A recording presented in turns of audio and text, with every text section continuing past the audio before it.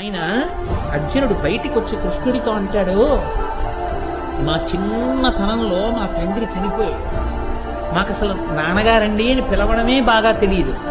అటువంటి రోజుల్లో మమ్మల్ని చంపాలని అందరూ చూస్తుంటే మాకు తెలియక ఇంతమంది శత్రువులని మేము ఆడుకుంటూ నేల మీద పడిపోయి ఒళ్ళంతా మట్టి అంటించుకుంటే అహర్నిశలు మమ్మల్ని కనిపెడుతూ గబగబా నడిచొచ్చి అంత మనిషి కూర్చుని తన తల మీద కూర్చోబెట్టుకుని నా ఒంటి మట్టి తనకు అంటుకునేటట్టుగా ఉత్తరీయం తీసి నా ఒళ్ళు తుడిచి నన్ను కౌగిలించుకుని ముద్దు పెట్టుకుని నా అభ్యున్నతిని కోరి ఆశీర్వచనం చేసి ద్రోణాచార్యుల వారి దగ్గర నన్ను కూర్చోబెట్టి నన్ను సమస్త శస్త్రాస్త్ర విశారదుడిని చేశాడు. అంతటి తాత, అటువంటి తాతని శిఖండిని అడ్డుపెట్టి బాణాలు కొట్టనా?